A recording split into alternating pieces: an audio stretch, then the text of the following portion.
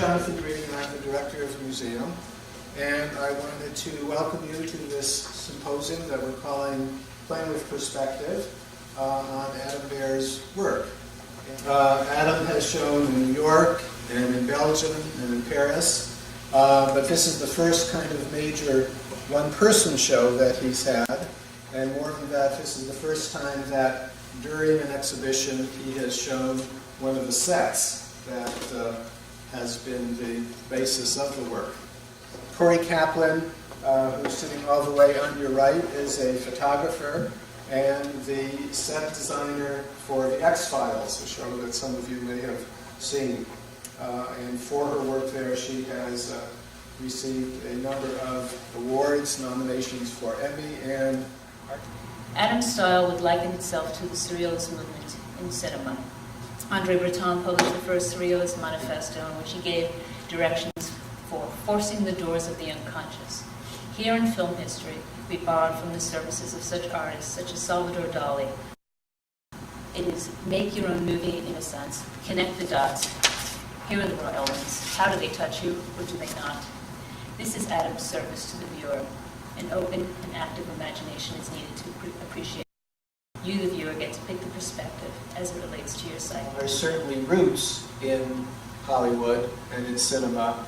The inherent and most intense roots lie within photography itself, and particularly in the extraordinary controls that you have within the view camera.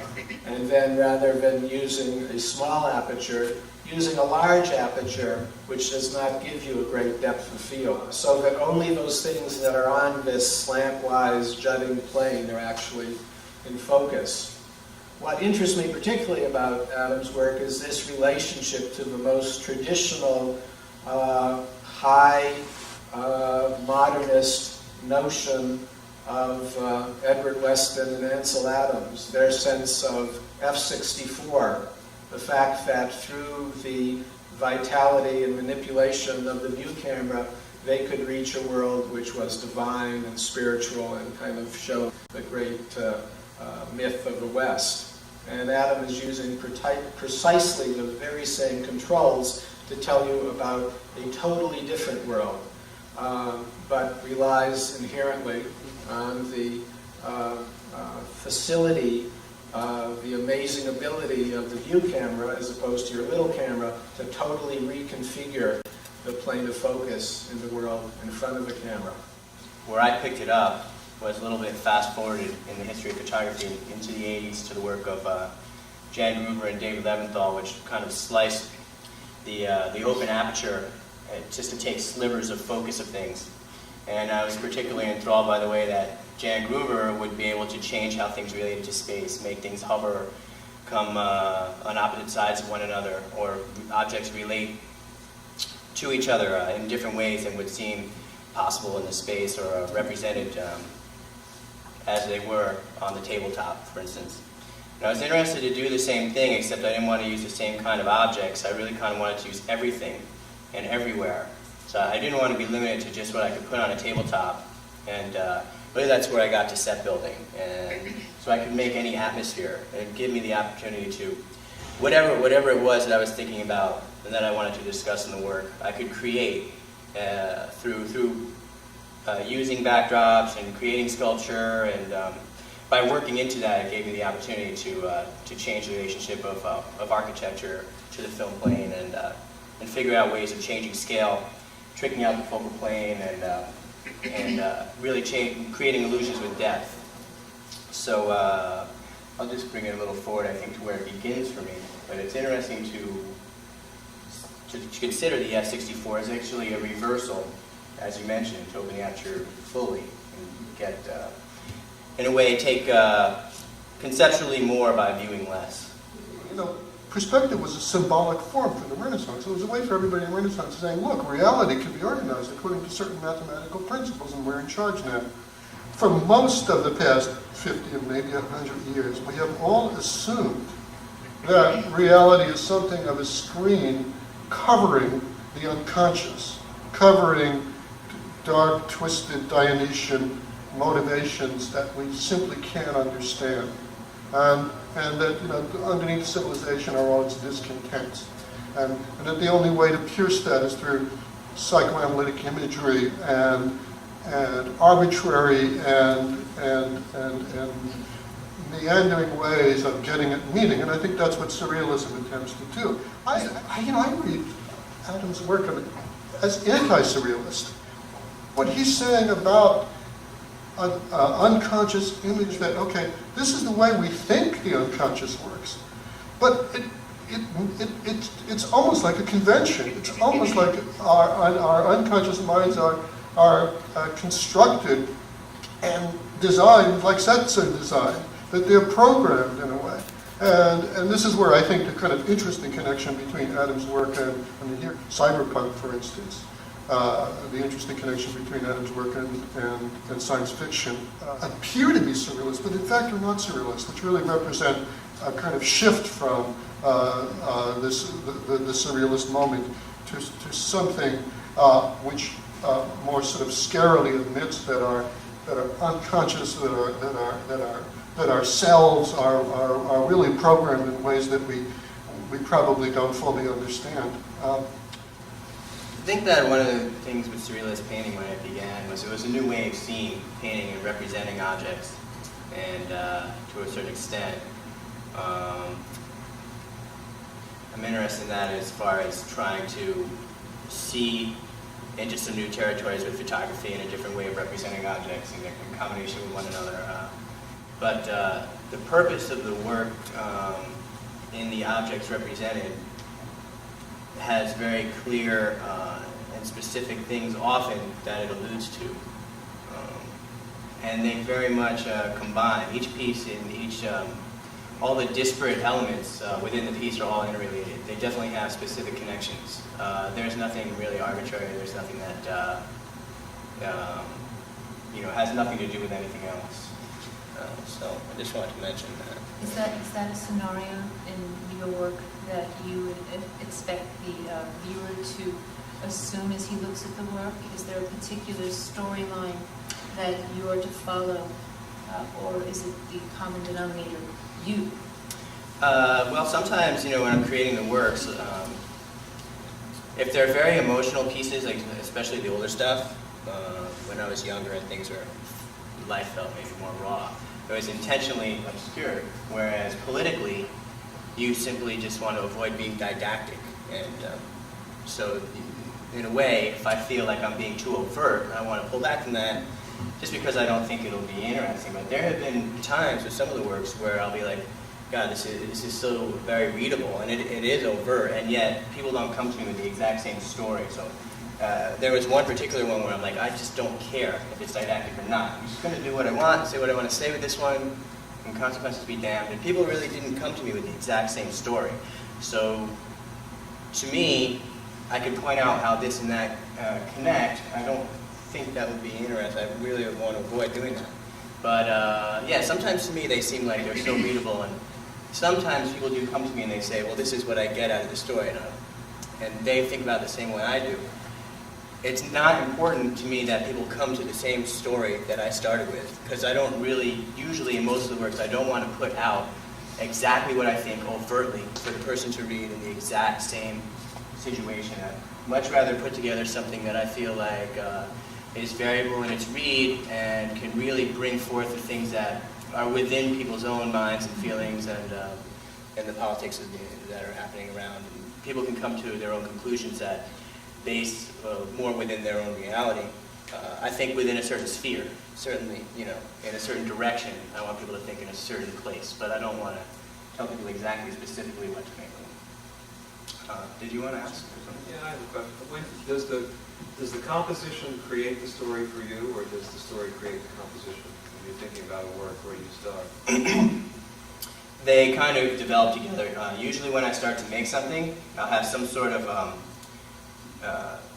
thing to do with the space and the structure that I want to put together, that I'm interested in photographically, together with some part of the narrative. And when I start to make that, I'll create a full sketch, but as I'm building it, some of that will work and some of it will not work. And sometimes I have an idea of a narrative part of something in combination with structure that I want to build, which just, it's impossible as I envisioned it. And so that needs to change and evolve. And maybe at the end of it, I may have 50% of what I began with, and other things are developing as it goes along. So sometimes space will change the narrative that I had originally envisioned, and at other times I'm building something, creating some part of the narrative that allows me the opportunity to, mess with it technically. Sure. It's like, what does it mean? It's never going to change. What does it mean? Yeah, well, I knew we would sneak up to this. Right. What's that? I said I knew we would sneak up to this. The easiest thing, as you can see in the essays and in our initial presentations here, is to talk about some of the issues of the technology and the way that it's constructed and its kind of antecedents in architecture and allegory and history. But ultimately we come down to this question, and everybody kind of has snuck up to this point and then stopped. And that's your question. What really do they mean? Even if we follow Adam's dictum and not go on a kind of one-by-one interpretation of objects, we still, I think, need to try to deal with some of the basic issues that these images raise. Very powerful emotion.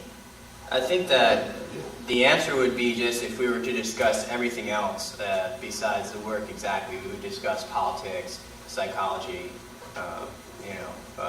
emotional experiences of our lives.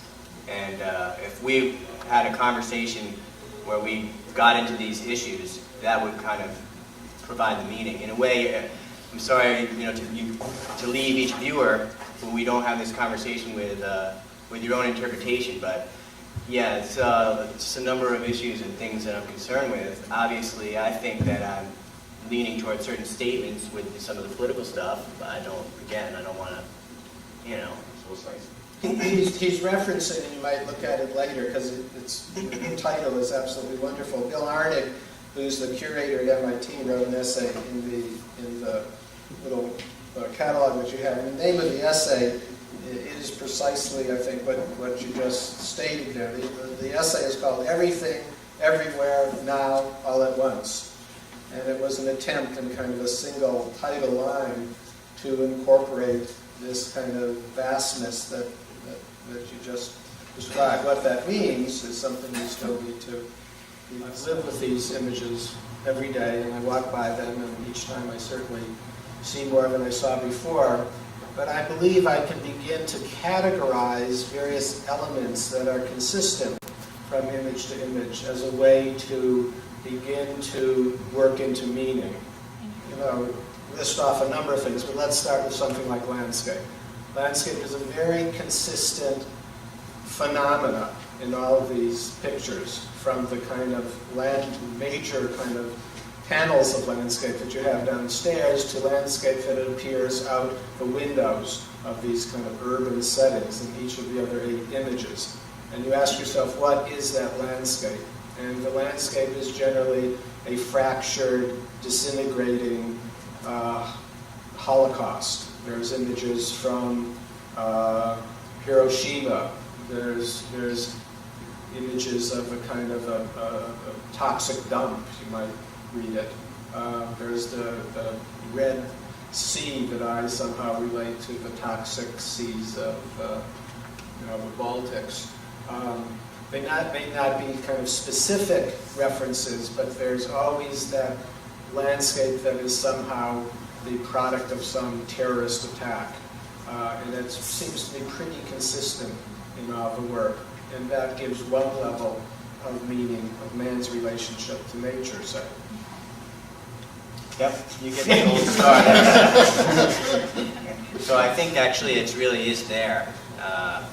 You can find territory to think into things, and I don't think I'm being too open. I think I am making known some of what concerns me, and what I think is important to think about. So, John? I have a question. The question has to do with the revelation of the artifice of building the set and showing the set, and what consequence that has in terms of one's relationship to viewing the work, and whether the set itself is an integrated aspect of the work or simply a procedure towards achieving it, whether it's some kind of historical artifact shown in relation, or whether it's somehow now integrated into what the work is. And the second thing has to do with this notion of surrealism, which I don't think is necessarily either or proposition. I mean, you have this kind of authentic notion of surrealism where people are really trying to genuinely access their subconscious. So you go to the original surrealist, and it's like the two poles of psychoanalysis. It's either dream interpretation, or you figure out something like word association, where you're forced to deal with some kind of arbitrary stimulus in an intuitive way. And in photography, when you start putting people in sets, or when you change things in process, it seems to me that opens up possibilities for kind of authentic, kind of intuitive relationships. And to what degree one pre-visualize psychologically charged images, it comes to kind of this neo-surrealism that's sort of mutated into science fiction movies. But it doesn't seem that it has to necessarily be one or the other, that it somehow can be both. But my real question is the first question. The photograph is about, to me, about 1,000 times more important than the installation. So it is, sometimes if the installation distracts from people taking time to read the photograph, then that's unfortunate.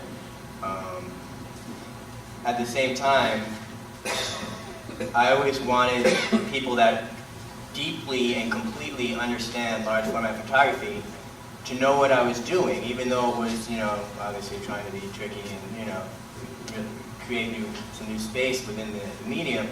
I wanted you to be able to, when I see large format photographs that are, using the focal plane and to create some illusion of what's being depicted, I'm always trying to figure out the puzzle of how the photographer worked the camera. I don't know if you do that as well, but I had a Jet Divine over at my studio, and he was telling me that there was no way that he was going to be able to figure out everything that I had done. When I realized in a way that I kind of lost photographers, then it became okay for me to show this set, because I wanted to have a dialogue about what I'm doing with the space and et cetera. And it's really difficult for me to explain any of it just from the picture. But at the same time, it's the end photograph that really matters to me. And it's how that is created. It's both. The set predominantly is a means to an end to creating the photograph. But it helps me be able to connect with people, with photographers, people artistically. People enjoy seeing it of all kinds. But particularly I want to be able to have a dialogue photographically. And if nobody really knows, is that what I'm doing with any of it, I kind of, kept from that.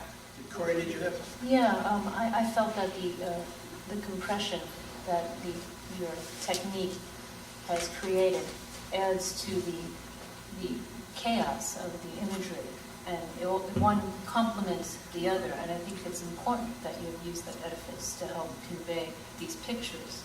It adds to the energy. It might be why a man like you might feel disturbed when looking at this and don't know why, because something had the compression of all these images brought to the same focal plane is what's basically affecting it. I think it's interesting that you chose that technique and this quantity of images in each photograph. I appreciate it.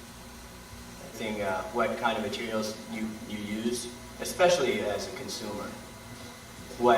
How many different things you support with everything that you purchase, and just the way that you choose to conduct yourself and such. I think it's uncool not to be concerned with that. So it's about awareness, basically. To a certain extent. Well, I think that one of the things that I'm struck by is your mixture of the personal and the private with the public, and the material with the natural, and those images. And I very much was taken by a sort of overconsumption or an abuse of consumption of material things.